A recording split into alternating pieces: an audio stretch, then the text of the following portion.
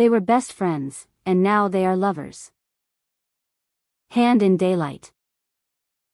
Chapter 1, The Inch of Air. I never meant to fall for my best friend. Not in the way my ribs tightened when she laughed at jokes only I caught. Not in the way my stomach flipped every time she peeled off a paint-splattered tee like gravity was optional. And definitely not in the way I lay awake beside her, an inch of mattress between us and a whole tide chart inside my chest. Her name is Sloane. She's the kind who gets loud after 2 ciders, who dances barefoot on damp sidewalks, who kisses strangers at house shows and then crawls into my bed at 2 a.m. smelling like peppermint gum and regret. She also whispers my name sometimes, like it's contraband. I'm Rhea, design major, T-person, enthusiast of feelings I don't admit out loud. My studio dorm is a Pinterest lie, twin XL, metal desk drowning in sketchbooks and tea mugs, posters peeling at the corners. With Sloane here, everything expands, space, breath, problems. You're not making me suffer on that tragic couch, right? She says, already tugging off her hoodie. The tank underneath rides up, a stripe of warm skin. You never suffer, I answer, rereading the same text like it might change if I stare hard enough. Sloane grins and slides into my bed like it's a familiar song. You're the best, Rhea. Honestly, I'd marry you if I had the sense. It still lands like a paper cut. The fan drones, sheets rustle. She molds to my back because she always does. I hold still, a museum exhibit called Girl Not Moving. Her fingers skim my forearm, nothing, except that it's everything. You're so warm, she mumbles, already half asleep. I tell myself not to read it. Sloane is touchy, flirty, allergic to labels. But then her fingertips drift beneath the hem of my tee, a whisper against skin. Her mouth grazes my shoulder, maybe a kiss, maybe a dream. Soft, she murmurs. I stare into the dark and catalog every sound I'm not supposed to hear, her breath, my pulse, the courage I don't have yet. Chapter 2, Daylight Dares. Morning bleeds through the cheap blinds. Sloane is still curved around me, her hand warm at my waist like a forgotten promise. Rhea, she says, careful. Yeah?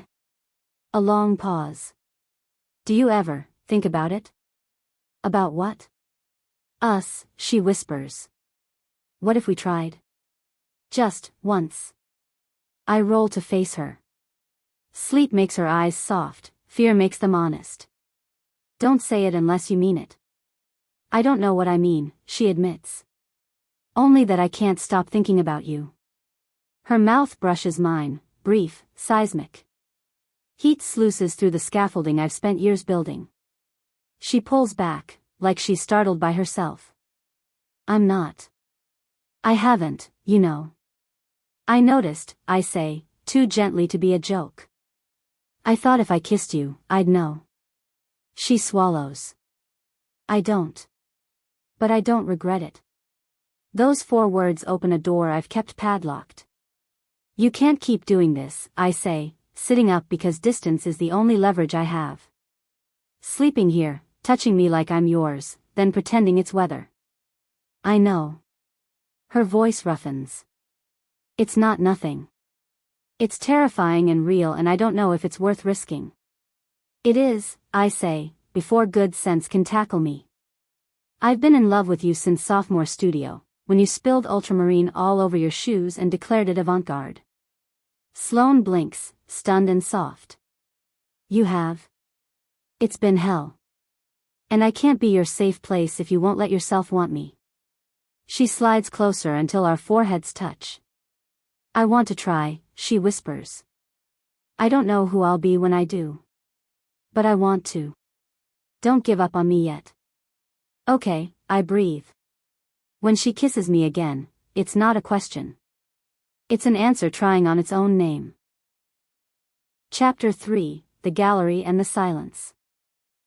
By noon, she's armor made of cotton, perched at the edge of my bed with her hoodie sleeves in her fists. Advanced ceramics in 30, she says to the floor. Panic flares, thin, metallic. Don't pretend it didn't happen, I manage.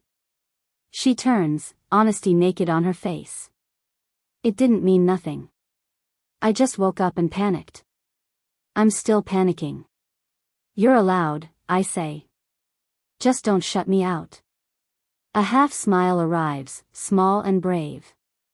Later? Later. After she leaves, the room shrinks. My phone buzzes. Tamsin, the gallery manager who's become my friend, reading tonight at Paper Lantern. Still coming? I'd promised, back when promises were easy. I text yes, because leaving this room feels like oxygen. The bookstore is all string lights and espresso, zines and chipped mugs. Tamsin hands me a paper cup and her steady gaze. You look like you're buffering. I might be. You don't have to tell me. She kissed me, I say anyway. Said she wants to try. Morning was complicated. Tamsin's smile goes soft.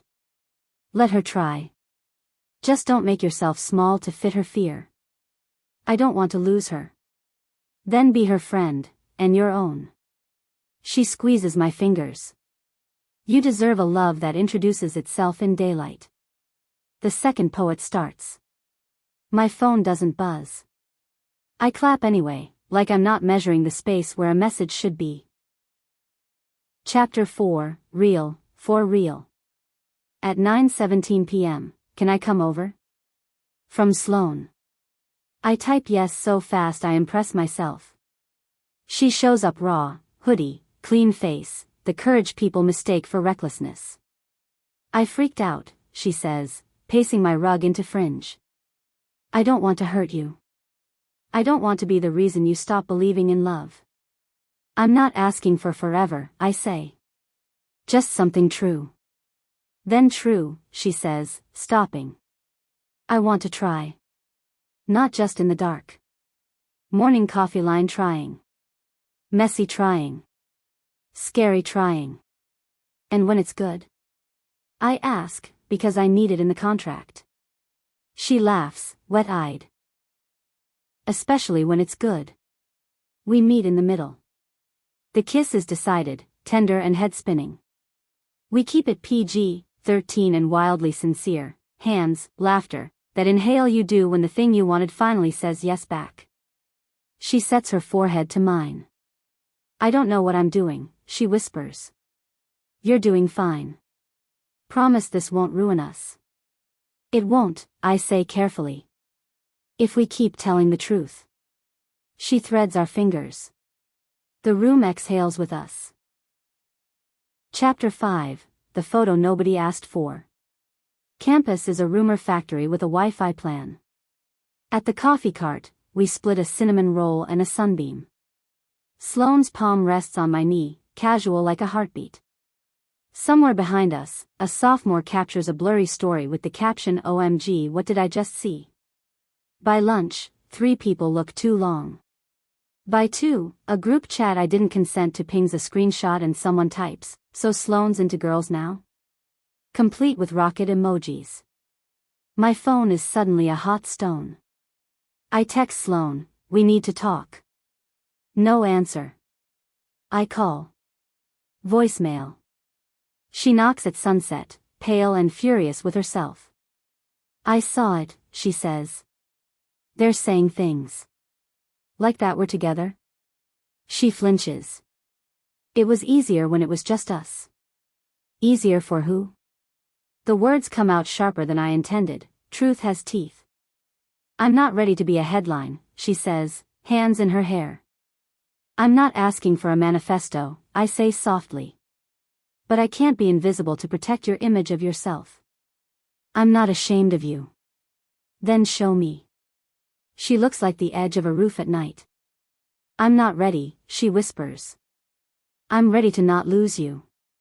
Don't push me away, I say. But I can't do shadows forever. Not forever, she promises. Just until I can be brave like you.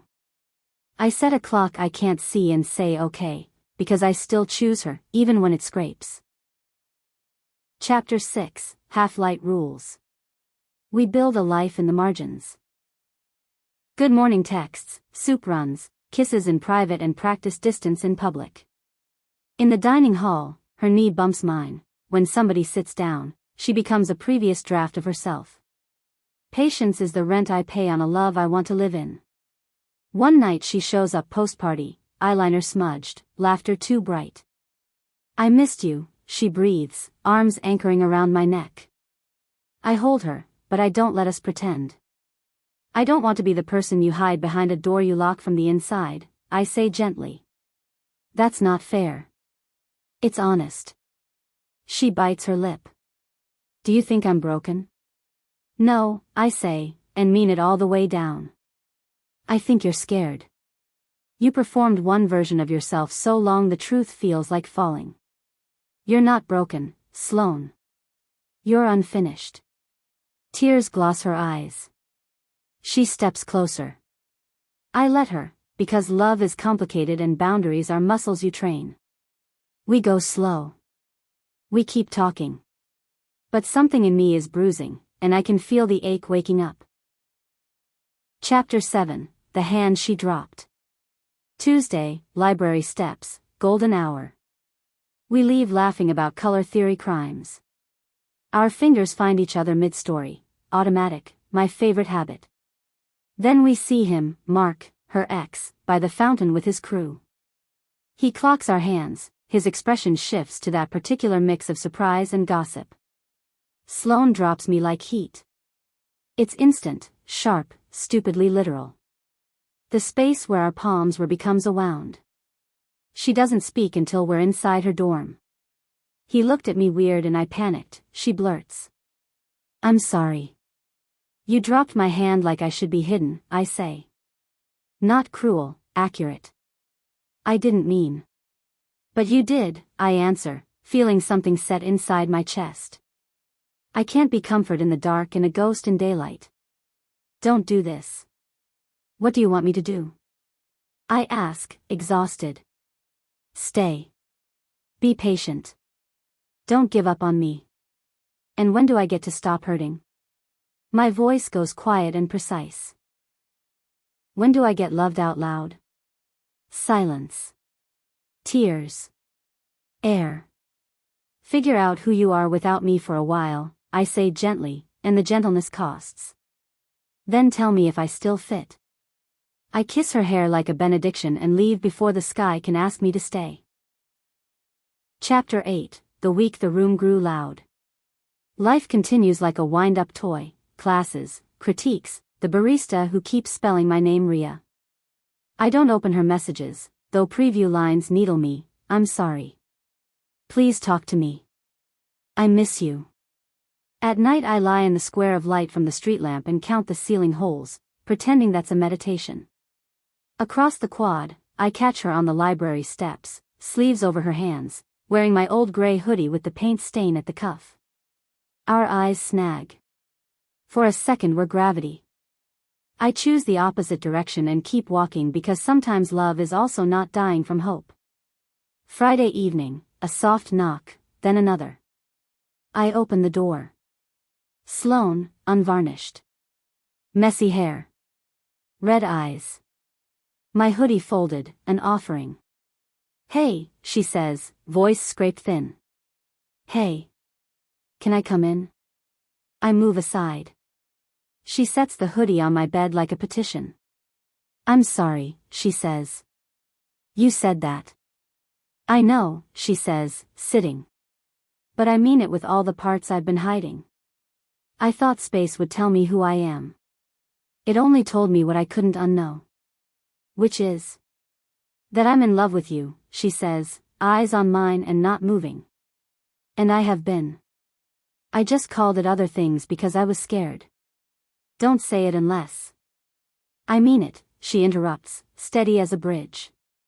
The room tilts, then levels in a way that feels suspiciously like relief.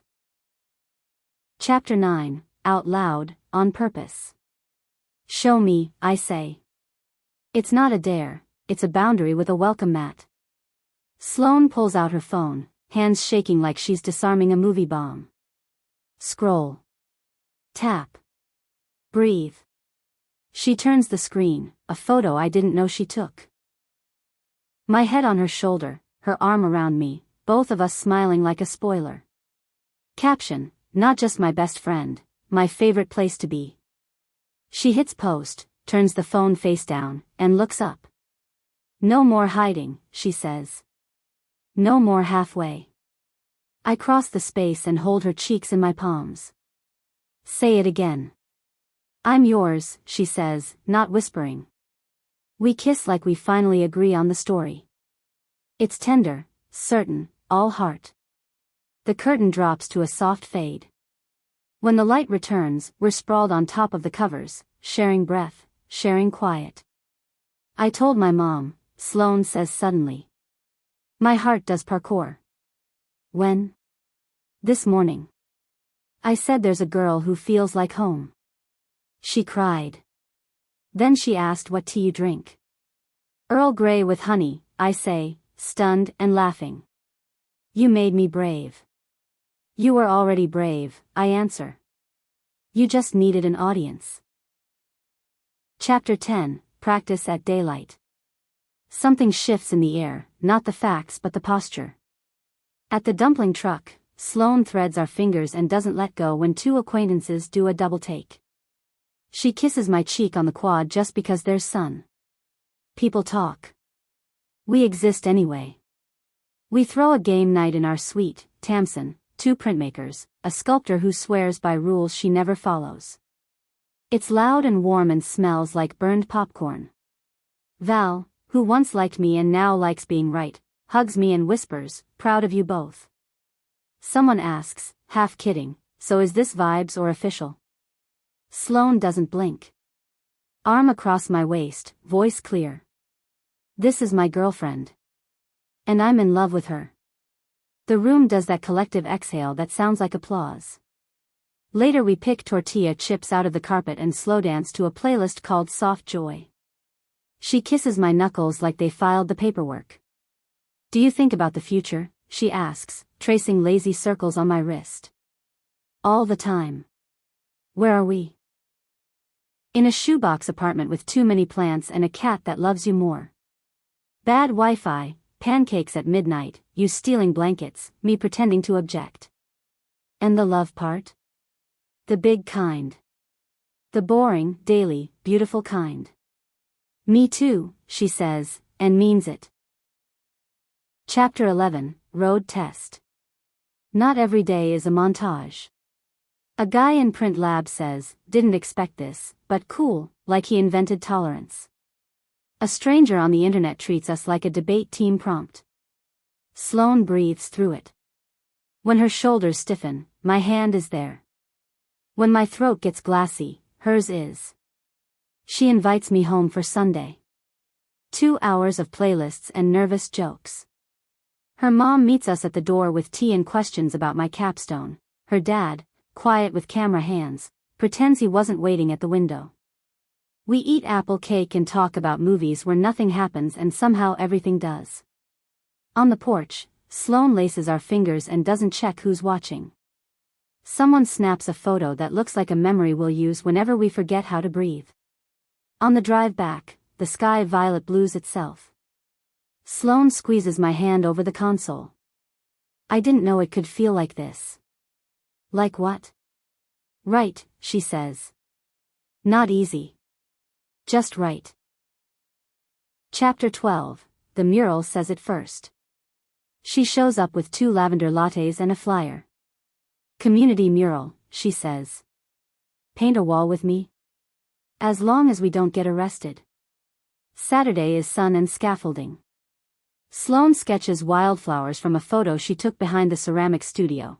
I letter the line we choose together, let yourself be more. People honk. A kid on a scooter asks if we're famous. Locally, Sloane assures him. At dusk we step back, paint drying into brick, hands speckled. She slides her arm around my waist. For the record, she says, mouth curved, I didn't fall in love with you because you were safe. I know, I say. I didn't either. She kisses me. Brief, public, utterly ordinary magic. The scooter kid claps like he's paid to. Chapter 13, what we keep. We get good at the unglamorous verbs. Buy more rice. Reply when tired. Celebrate tiny wins like they cure inflation. Tell the truth before it tangles. Say sorry without a dissertation. Put snacks in the freezer she likes. Bring tea when critiques go long. Learn each other's weather. On a quiet Thursday, my phone lights with the paper lantern lineup. Open mic on Friday, I tell her. Read, she says. I'll clap first. My hands shake. My voice doesn't. I read about an inch of mattress that felt like an ocean until it didn't. About a mural that told the truth before we did. About how daylight isn't kinder, it's just honest. When I'm done, the room is quiet in that good way. Then Sloane, loud, fearless Sloane, stands and claps like she's brave for sport. After, she presses our foreheads together. Not just my best friend, she repeats, smiling into the words she posted the day everything turned. My favorite place to be. And you, I say, pulling her close, my home address. Chapter 14, Storm Windows. 3 months is not long and somehow is. We still have moments, a stranger's stare, an uncle's phase, joke via group text, a day she needs to be small and another I do. But she doesn't let go of my hand anymore. I don't hide the parts of me that want too much. When fear knocks, we open together and tell it to take off its shoes. One night we lie on the green eating greasy noodles from white cartons. Remember the first night I stayed, she asks. You commandeered my pillow and called my bed a public service. I kissed your shoulder and pretended it was sleep, she says, ashamed and amused. You were scared, I say. So were you. Now? I'm still scared sometimes, she admits. But I'm more scared of the version of me that doesn't get to love you. Good. I nudge her. I like this version. The campus bell rings the hour to no one. We walk home the long way, fingers laced, the ordinary miracle of not checking the shadows. Chapter 15, Game Night, again, on purpose. We host another night. Popcorn burns less this time. Someone jokes, still official. Sloane answers by kissing me slow and then stealing my Uno reverse card. Tamsin rolls her eyes and says she's writing a poem called 2 Girls, 1 Deck, 0 Chill. Val snorts soda. After people leave, we sit in the mess we made, ankles touching, quiet stretching warm. Where do you see us in a year? Sloane asks. Arguing about whether the snake plant is droopy or dramatic. Sharing a Google Calendar we both ignore. You painting at dawn. Me pretending to like running at dawn. A cat named Button who prefers your lap. And love? Still the big kind, I say. Still the daily work that feels like grace.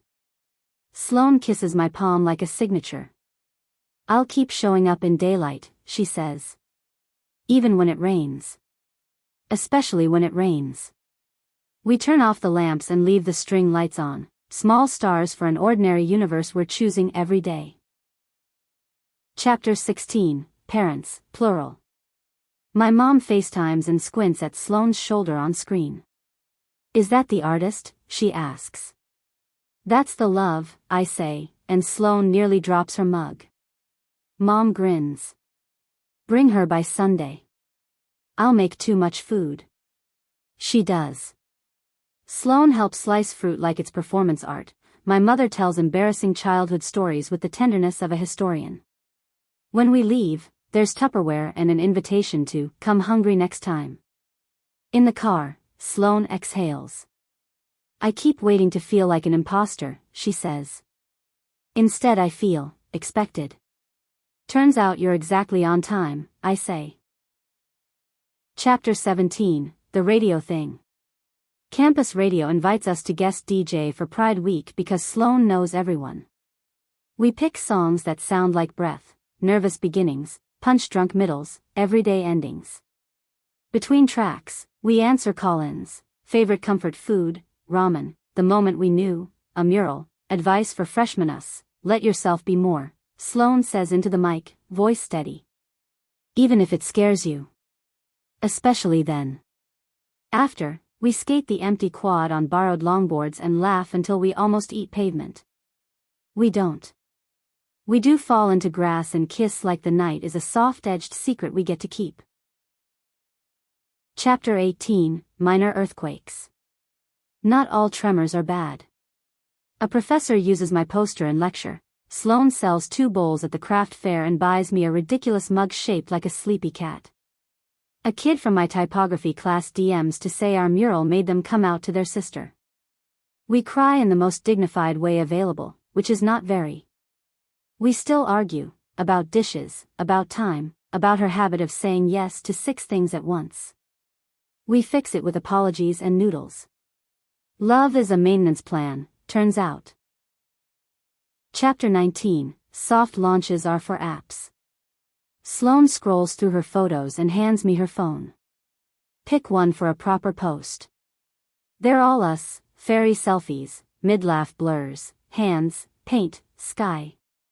I choose a quiet shot, our knees, side by side, brushstrokes on jeans, mural half finished behind.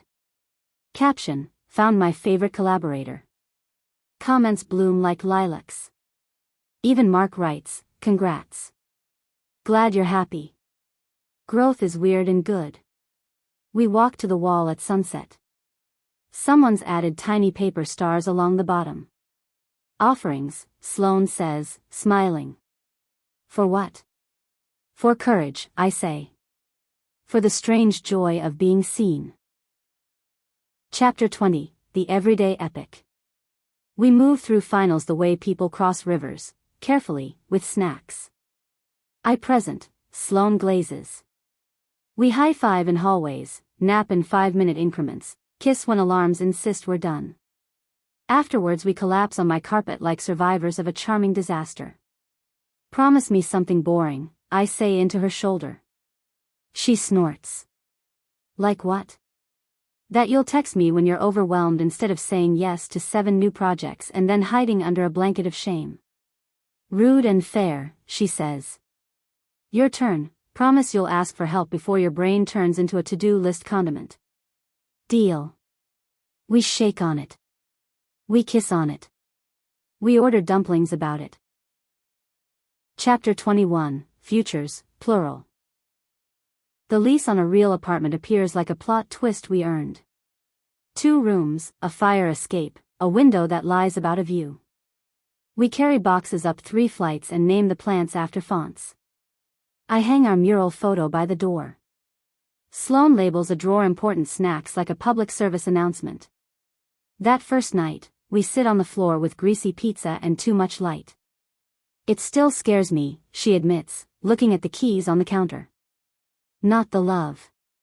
The being seen. It scares me too, I say. But your hand fits mine in fluorescent lighting and sunlight and fire escape moonlight.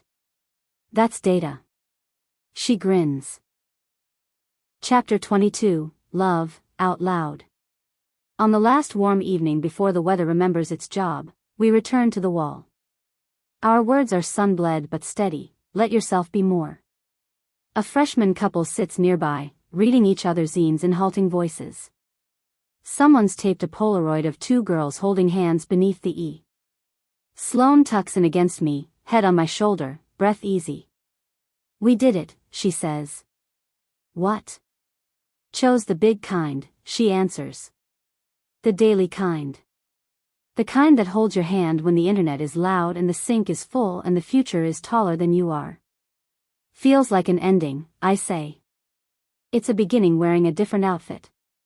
She threads our fingers and squeezes once, a greeting we've taught the world to understand. We walk home without checking who's watching. It isn't perfect. It's better. It's ours. And it's out loud. The end.